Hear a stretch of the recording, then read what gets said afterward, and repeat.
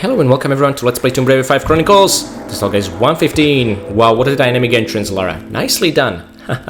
Let me welcome you to the Colosseum. Now, this is not quite the Colosseum from Tomb Raider 1's Greece. We are in the Colosseum of Rome, right?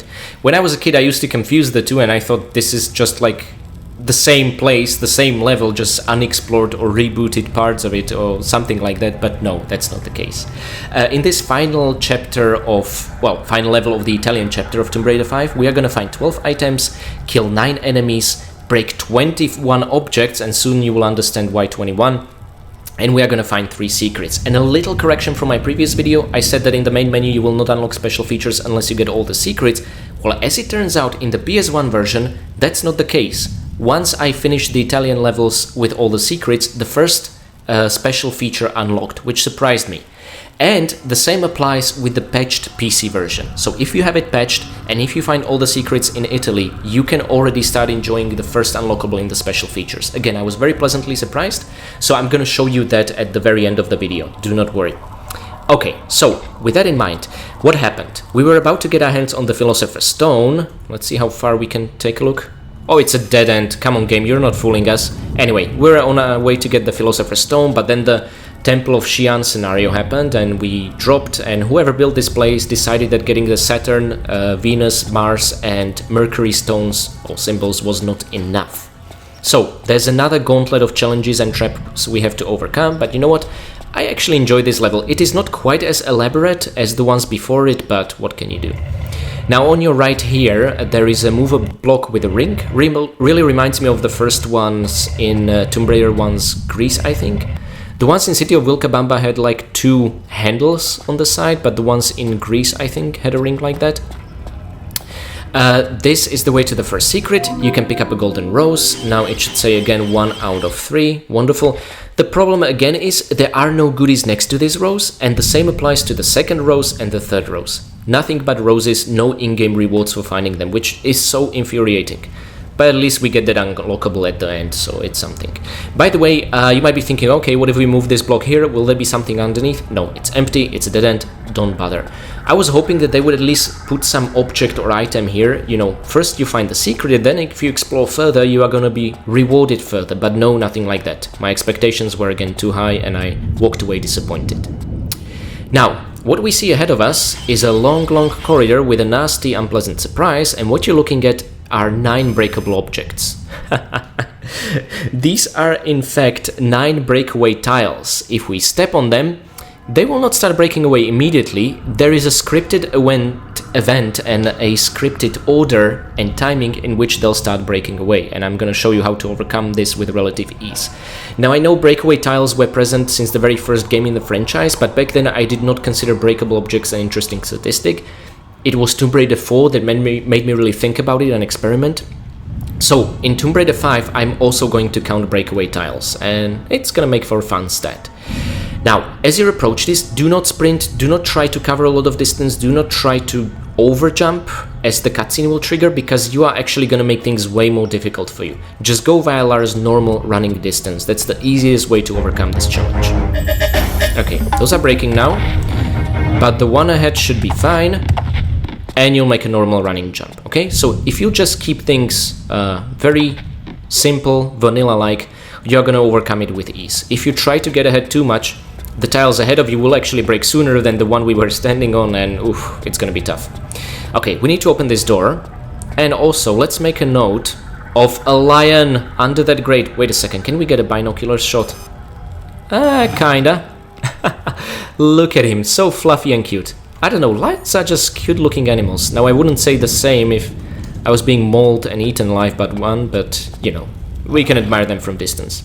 Yeah, I know you're hungry, don't worry, you're gonna get your snack. Okay, now, how to open the door? Actually, I think this is a neat trick, because again, it uses my very favorite corner shimming. You need to enter this crawl space. Once inside, press the sprint key, and Lara will go forward. Now, in order to do a safety drop, press forward and jump key, and Lara will forward roll into safety, well, safer, improved safety drop. Not that it's needed, but I just love using it. I love the satisfying sound of the buttons. And again, if you sprint within a crawl space, Lara will never over sprint and fall down, okay? So it's reliable that way. But we need to turn around now to start shimmying, so we need to actually drop from the crawl space the usual way of Tomb Raider 3 and 4 to grab it, shimmy back, and we have just about opened the door. Anyway, I think this is a really creative way to open the door, at least creative as far as we haven't really seen this in this franchise so far. Now, to tackle the lion, we need 3 reliable shotgun blasts, but I'm gonna risk it with the crappy wide shot ammunition, because I want to save the good ammunition for a bit later on, and we should be pretty close so the pellets don't scatter as much.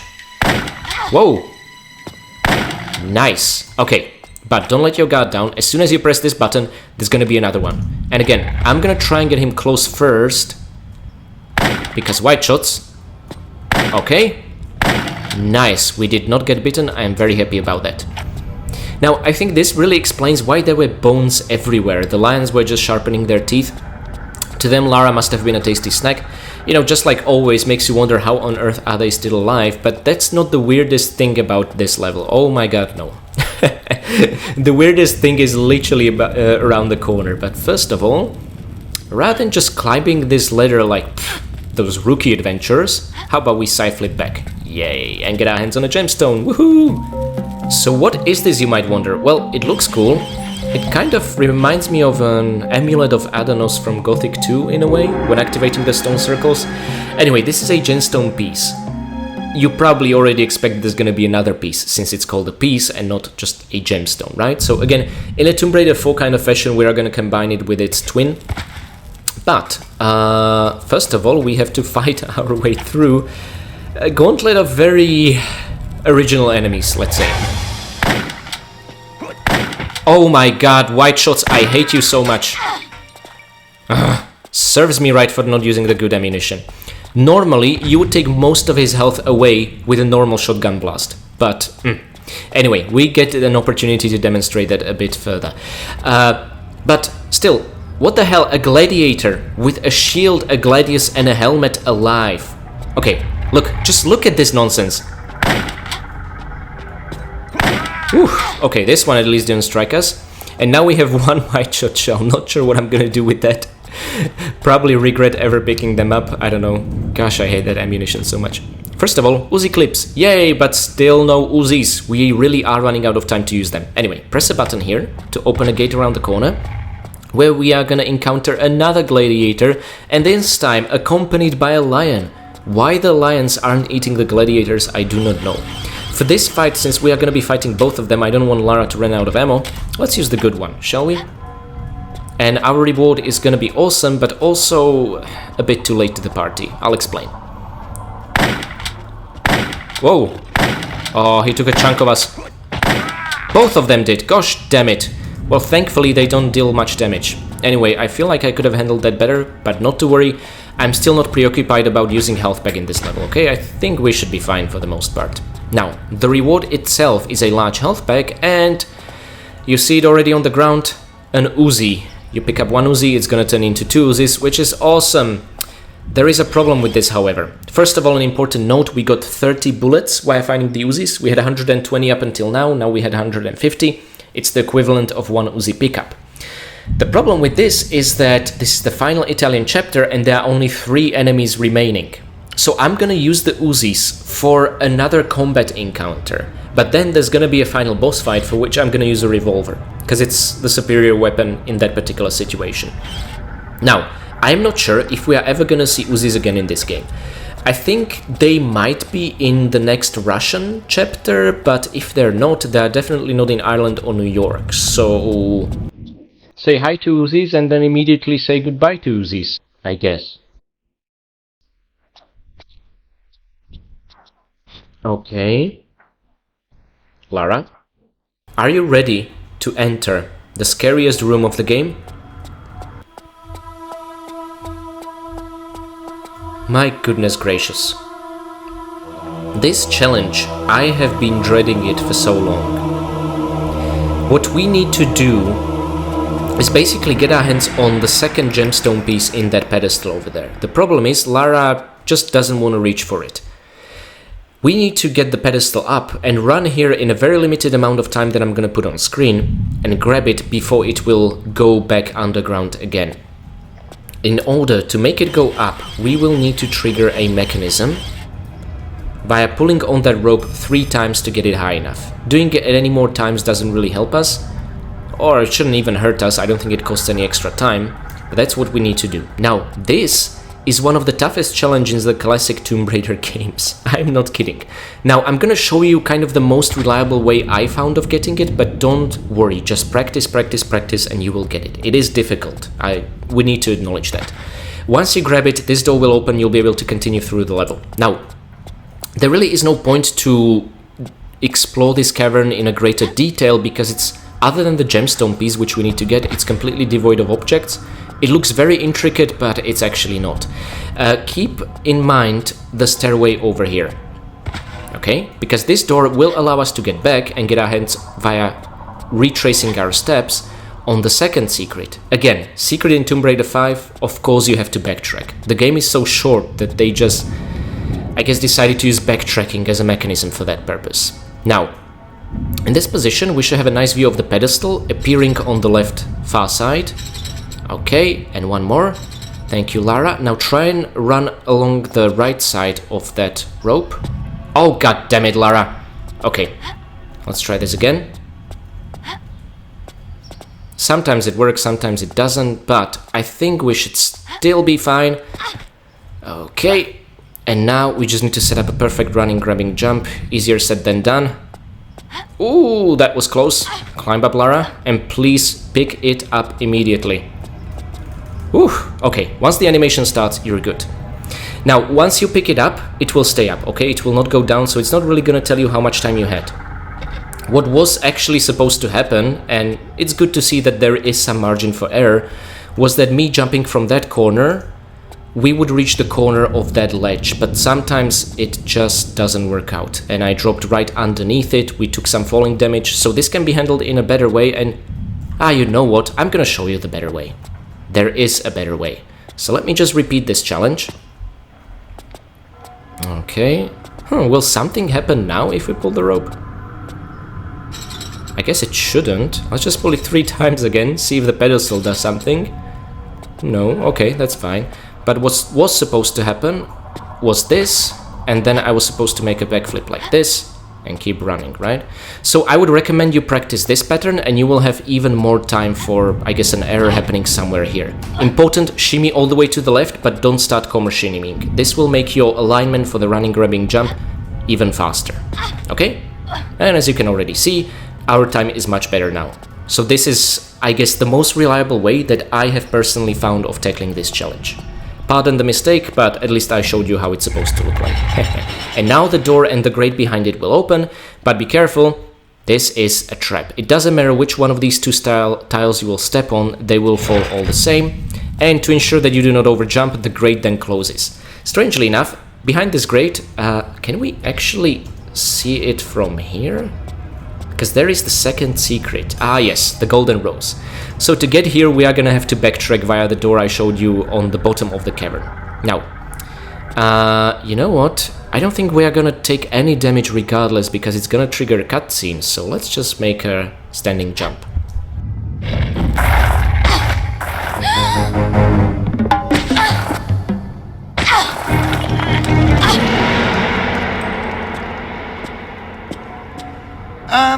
An unfortunate situation, no?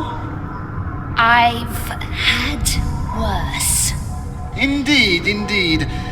This is a very deep pit, and in such a historic venue, I feel sure there may be valuable artifacts lurking in its depths. I can't tempt you to jump down and look. Well, this is my point. I feel you may be better qualified to examine its secret, unless you, perish the thought, expired in the fall. Perhaps if you lighten your load a little, it may lessen the impact. The stone you carry? Wondered when you'd get to that. Pull me up, and the stone's yours. And we all live happily ever after? I think not. Give me your word that once you leave the pit, you will not lay a finger on me. You have my word.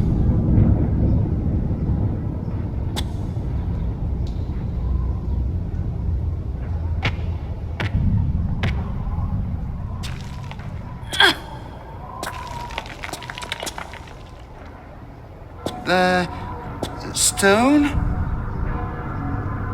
Now, Miss Croft, you gave me your word. Come now, Lara. Lara, you promised. Boom!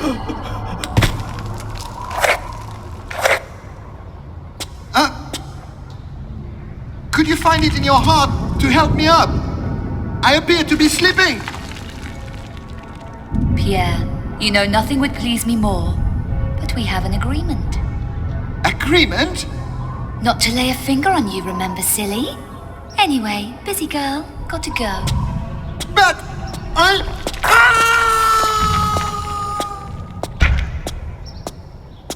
Don't let me hold you up. Bloody hell, Lara, that was so cold and terrifying.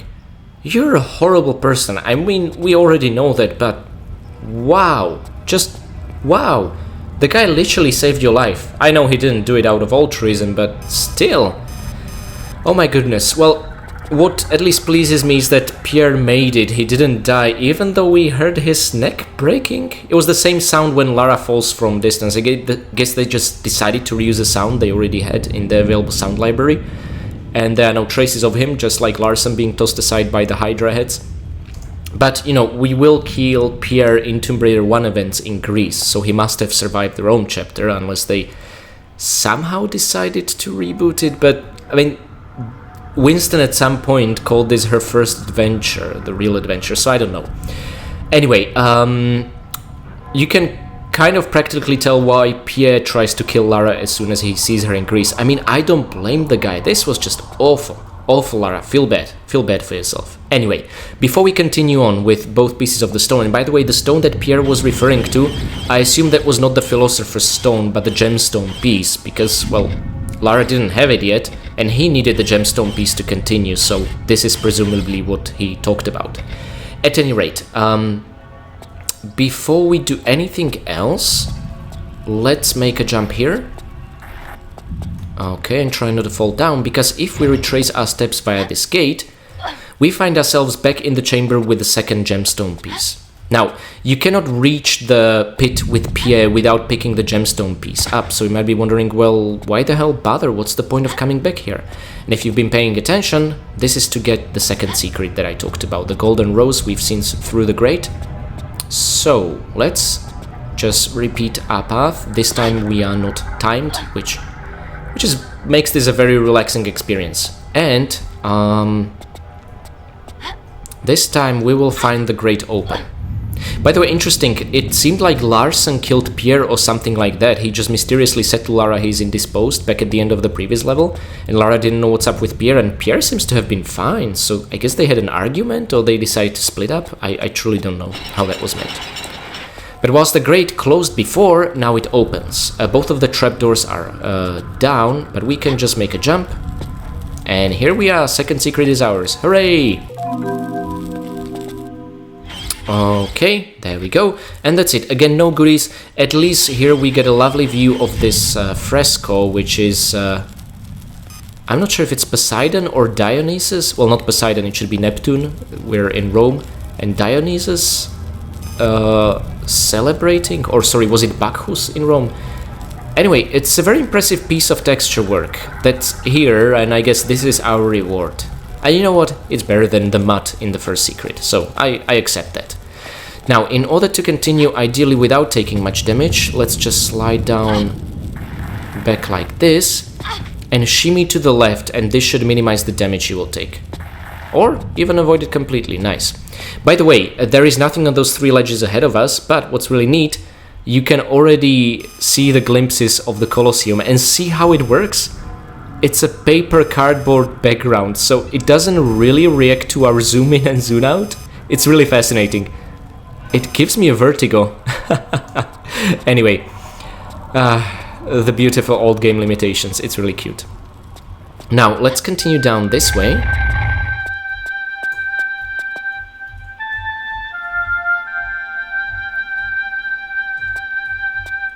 Okay, you don't get to use the classic Tomb Raider theme after what Lara just did, and also considering what's up ahead. It's such an inappropriate placement, I do not understand it. Anyway, Again, a better view of the Colosseum. I kind of wish you would be down there fighting a ton of enemies, but no, that's not what this level is about. But make a note of the tiles here. Yep, these are 12 breakaway tiles. You know what's gonna happen, but I'm gonna give you the best advice ever. So, first of all, let's combine the gemstone pieces into one gemstone. There we go. Now Lara will summon up the inventory. No, nothing to crowbar out. We need to put something in, and when you do, you will be on a strict time limit to get yourself to safety. You can do so via running, jumping here, although that's a bit risky, or you can just make it over on this side and you'll be safe. But there is a third way, and I'm gonna show you, which is really just... I'm not sure if it's intended, but it just works great. Looks like a sun. Uh-oh, and all the 12 tiles are breaking apart. Keep running forward, and hold the control key, okay? This is the best way. And you'll fall into this safe cavern. Normally you would have to either go to that windowsill or actually make it to the other side, because there is a safety ledge right under the door in the breakaway tile. And now we just need to make it there underneath, and I don't think any kind of jump will do that trick for us. We need to shimmy, okay? You know, this does take me back to the Citadel level in Tomb Raider 4, where we had to spiral shimmy across many different floors, but that was way more tedious than this. That's actually in general how I feel about Tomb Raider 5. After Tomb Raider 4, it's just such a breath of fresh air. And yet I am conscious that the level quality is lower, and yet I'm having way better time than with Tomb Raider 4. I can't quite explain it. Okay, and another empty, muddy room. The point is really only to climb up. But the moment we do, get your Uzis ready. Number 3 hotkey should be Uzis. Okay, that did quick work of them. Ladies and gentlemen, I believe this is the first and final time we use Uzis in a classic in Tomb Raider 5, and the final time we do so in the classic Tomb Raider games. So, yeah, I'm gonna miss you, Uzis. I guess next time we'll see each other will be in Tomb Raider Anniversary. Anyway, the Gladiator picked up a key, because that's what gladiators do in... I think this is taking place before 1996, so I guess... maybe even the year I was born, 1994. It's difficult to say when this adventure is taking place. Anyway, we have fired, what was it, 70 bullets out of Uzis? See how quickly they're spent? With the rest of the 80 we can use on the final enemy of this level, but we don't have to. I have a much better idea that involves our hotkey number 4, revolver. Oh, you will see. We're basically gonna larcen that guy away. But first of all, let's use this aptly named Colosseum key number 1. Wow. There is number 2, actually. Unlike with the golden key in the Streets of Rome level, which was golden key number 1 and there was no golden key number 2. Now this should look similar, but this guy does not carry a sword. Instead, he has a hammer, and as such his attacks are a bit different. He's actually easier to take down. He should not fire any charges at you from distance. He should just clap the ground, thunderclap it, to deal a ton of damage. Now if you keep this up, you're gonna reduce his health to almost nothing. See? He can still take more damage. Okay. I just want to show you how he attacks before we do away with him. Clap that. Slam it on the ground. Come on. That's what he does. But if you jump, you're safe. Okay, get out of his way. And that's it. Really underwhelming after the first one. And easy. Okay, again, like his predecessor, he drops nothing. Anyway, I'm gonna consider this guy a separate enemy from the one with the sword. It's just kind of a variety, as there is a different attack pattern. He's clapping the ground, and you can sort of dodge the shockwaves, whereas the one with the sword was summoning auto-targeting homing missiles, not unlike the fireballs from the Hydra's mouth. I can't imagine this happening in one of the top tourist destinations in the world, but come on, this is Tomb Raider. We already established things are a bit different in this alternate universe. What I really like is not just that we got our hands on the Colosseum key number 2, but also the banners over there. The Caesarian symbol. Really neat. Anyway, enjoy the best view we get of Colosseum with the skybox. Oh, maybe, let me see what the skybox would look like without the patch. I'm just curious like that. Real quick. Okay, same stuff as in Trajan's Market, it just looks terrible. Okay, let's fix that back. I think the most interesting comparison really is going to be in Ireland, but we'll get there soon enough. Now, with the Colosseum key number 2, again, there is really no searching, exploration, no puzzle element involved. It is as straightforward as that. You just insert it, you open this majestic door, and then you'll slide down to get your hands on the prize, the Philosopher's Stone. Make sure when falling here to tilt Lara a bit to the right, so that you can grab the ledge and drop down safely and not overjump or anything like that. This time the tiles hold. Isn't that nice? Okay, there you are, Philosopher's Stone, in all your glory. The moment you pry this thing with the crowbar, the level ends and the game transitions into an FMV cutscene. So, before we do that, let's make a note of the crawl space there. Now, I tried to highlight this already when we entered this place at the end of the previous level, and I actually mistook this side for the one underneath the Philosopher's Stone itself. So, sorry about that, there is nothing underneath it. My memory did not serve me well. It is actually on the other side where we are gonna find the third and final secret. Now be very careful, because there are spikes underneath, and even though you will not originally see them, the moment you approach they will protrude from the ground, but there is no visual cue that that's the case. Actually, when I was practicing for this level, I just touched the ground there because there were no spikes. Bloody hell, the game tricked me. They only protrude once you approach them, like we did with this jump. So there you have it. Be very careful, and you know what, let me light up a flare, seeing as we're gonna lose everything anyway. Ooh, we can roll forward, that is so amazing. And there is the third and final rose. Let me check, just to be sure. Yes, we have 3 out of 3, that means we have 9 secrets in the 3 levels we played so far. Wonderful. We can now wrap up the level. And also, from this point onward, if you enter the main menu, you will find the first special feature unlocked, okay? Let's get rid of the flare. I didn't want a flare death to happen now. Okay, perfect. And there we are. So the moment you send up an inventory screen and the crowbar, the level ends. Now I am counting this Philosopher's Stone as the 12th and final pickup because it does enter our inventory. Unfortunately, we cannot really then open our inventory and check it inside what it looks like because the level ends immediately. By the way, one cool thing, notice how Lara has holstered Uzi on her left and the revolver on her right. No trace of the pistols. Maybe let's add shotgun to the mix. Nice, look how expertly she's equipped. Okay, so let's look at our statistics screen. So this was the Colosseum level.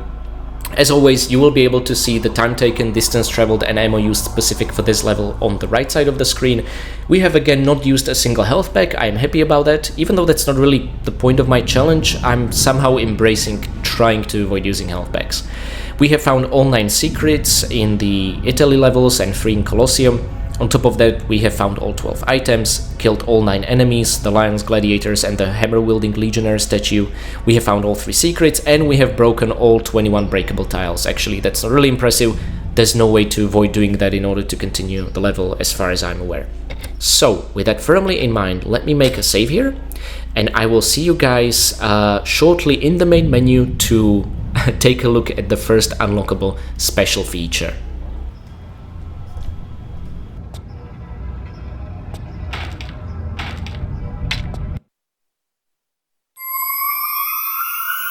And so ended the first of many.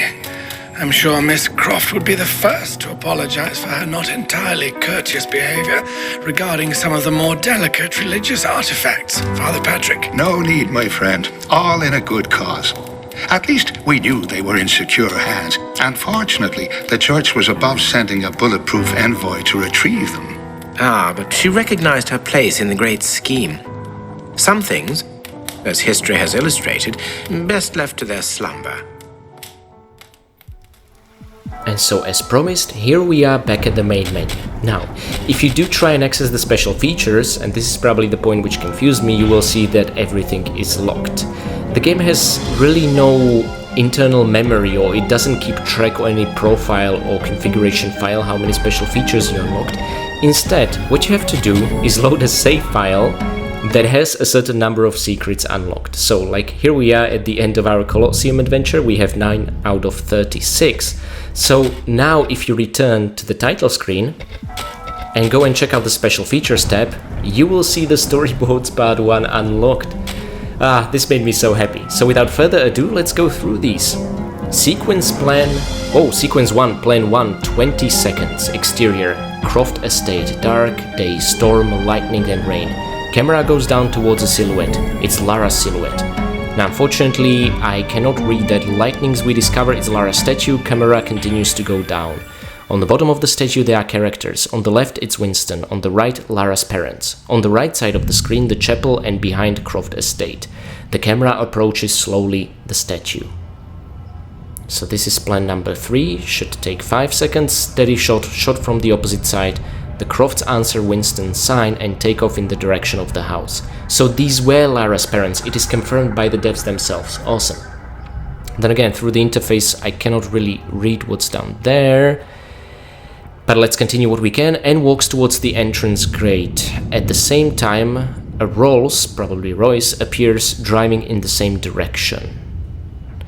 Sequence 2, plan 1, 7 seconds. Lara statue. The last picture shrinks and goes behind the news reporter. Backwards zoom. TV news report is broadcasted on a mini TV in the back of the Rolls that is rolling under the rain.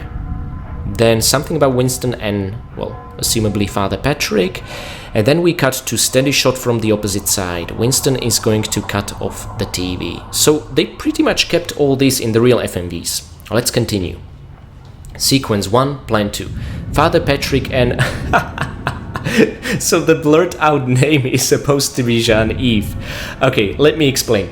The third character which accompanies Winston and Father Patrick was supposed to be Jean-Yves, but actually Jean-Yves happens to be a real-world archaeologist who was very active in the 90s, and nobody in the core asked him if he can be a character in Tomb Raider 4 or 5. They put him there anyway.